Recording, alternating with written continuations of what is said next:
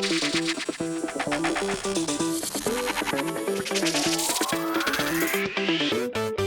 Chicago Bears started their second voluntary minicamp of the year today, and we have a lot of news to talk about. What's going on, guys? I'm back with another Chicago Bears off-season update video. If you guys want all these videos regarding the Bears, subscribe to my channel. I'll be covering the Bears and everything going on with them this entire off-season. And today I thought I'd talk about the start of the second voluntary minicamp that the Bears have had so far this year. So since we had a new head coach, you actually get an extra voluntary minicamp. So we already got an extra one, which started on April 4th, and that went for a couple days. And then we started our second voluntary minicamp today. And there's a bunch of news that came out, from interviews and from just stuff going on there, which I want to talk about in this video, because I know a lot of you might not have Twitter or other social media that you use to, check all the latest updates on what's going on. So I thought I would compile all that news into this video right here. So perhaps the first biggest update is that the attendance at these voluntary minicamps has been fantastic. Okay, the last voluntary minicamp had pretty much everybody attending. This voluntary minicamp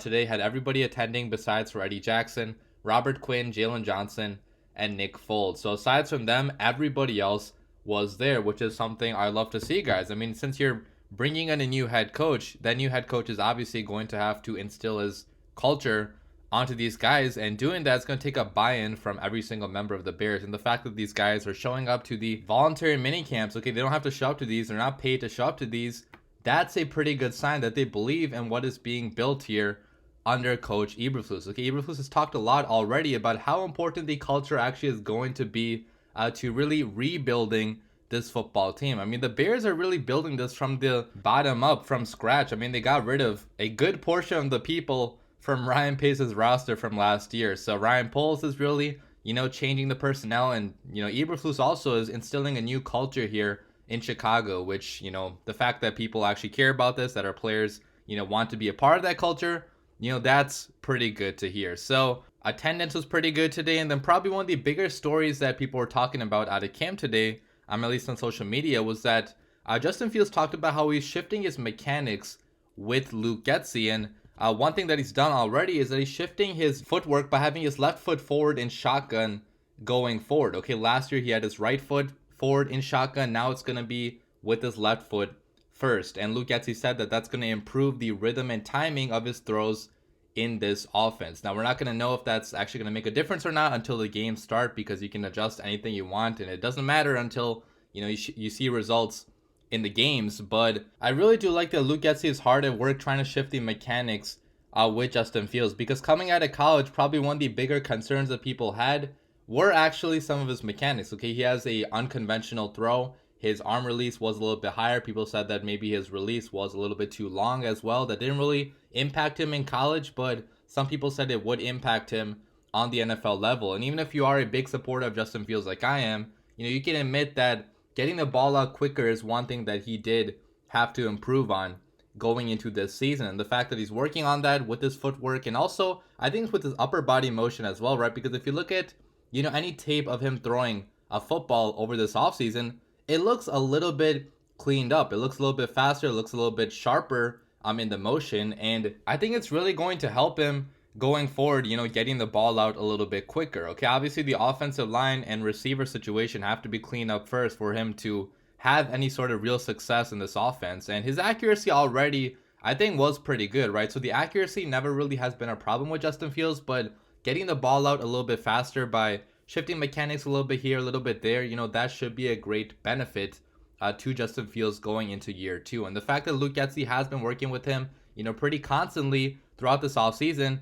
that's another thing I really love to hear, guys. I mean, Luke Getsy has to be in charge of this offense. He has to really help Justin Fields develop into the quarterback we want him to be. And it seems like he's taking that job very, very seriously. We also got to talk about Larry Borom and Teven Jenkins, because they actually shifted positions today in the OTA practices. So if you guys remember last year, for the majority of the season, Larry Borom was playing as a right tackle and Teven Jenkins was playing as a left tackle. Okay, in college though, Teven Jenkins was, pretty much a full-time right tackle, and Larry Borom played all over the line. So, we didn't really know where Larry Borom was going to play once he got to the NFL. But Teven Jenkins, a lot of people thought he was going to be a right tackle because that's where a lot of his best tape was. And seems like Eberflus, also agrees. His coaching staff also seems to agree. I think they're trying to make Teven Jenkins a full-time right tackle because he's been lining up there a couple practices already. Now, this could change though in the future because Matt Eberflus did say that they're going to try to play with a lot of different combinations to see,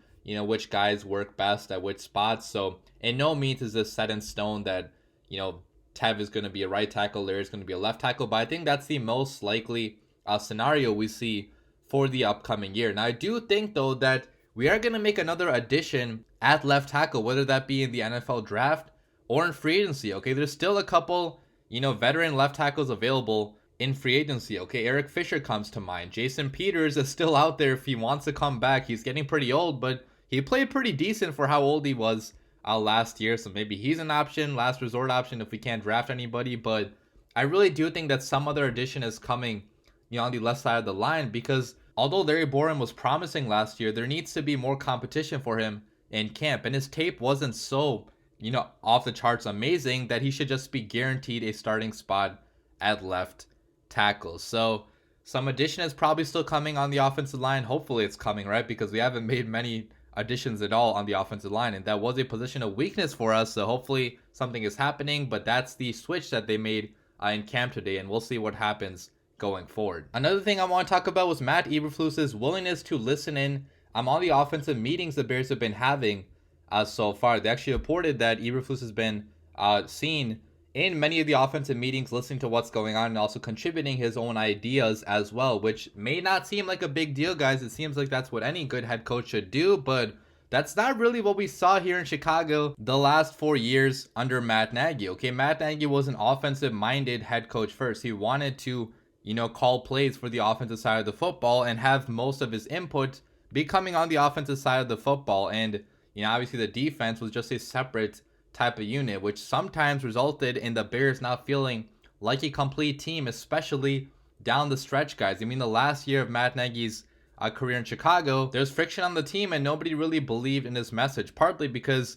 the side of the football that he was supposed to be known for, he wasn't really good at coaching, okay, the offensive side of the football. So Eberflus, you know, trying to coach the whole team, you know, as a single unit, you know, that should, on paper at least, be the right way to go. I'm not saying it's guaranteed to succeed. Nothing is guaranteed to succeed in the NFL, but I really like that he truly wants to be the head coach of the entire football team, not just one unit. He's going to have the defensive coordinator call defensive plays. He's going to have the offensive coordinator call offensive plays, and maybe that's actually going to help build something sustainable here on the Chicago Bears. Okay, I've actually been really impressed by Eberflus in his press conferences up to this point, because the way that he, you know, seems to be motivating this team to be building this culture, it truly feels like something is being built. We're not going to know until the games start, but hopefully that is the case. And then lastly, I just want to talk quickly about how Travis Gibson is super excited for this upcoming season. I'll play the clip right now from his press conference. The ball is still rolling. The confidence is still rolling. Everything is increasing, and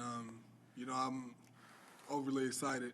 You know, I almost want to flip this whole thing over and just get it going to here with y'all, but I'm not going to do that. Do it. Man, as a fan of this team, that hypes me up so much. To see a player this pumped up that he wants to start playing football right now, I think that Travis Gibson is primed for a pretty fantastic season. Okay, I'm sure you guys know that I'm a big fan of Travis Gibson. I was on the Travis Gibson train even before we drafted him. I wanted the Bears to get him in that 2020 NFL draft, and we got him, which I was pretty pumped about. And the play has been a little bit better than I expected. Okay, obviously he hasn't started that many games yet, but last year he had 7 sacks. He had a bunch of stats that he put up, a bunch of production, and he was one of the highest graded players on the Bears defense according to PFF. Okay, his pass rushing moves, his speed, his athleticism, I think is really going to help him, you know, hopefully get to double-digit sacks this season. That's a pretty lofty goal, but with Robert Quinn on the opposite side of him, who's still a really good pass rusher, you know, anything is possible, right? He only started like half the game last year, still put up 7 sacks, so 10 should be hopefully a reasonable goal for Travis Gibson to get. But that's pretty much all the news I have for you guys today. Let me know your thoughts about all this news in the comments down below. I probably won't have these videos every single day of OTAs because there's only so much news that comes out of those practices, but if I have any more, you know, in the coming days, I'll make some more videos, so definitely subscribe for that. But hope you guys enjoyed the video, and as always, bear down.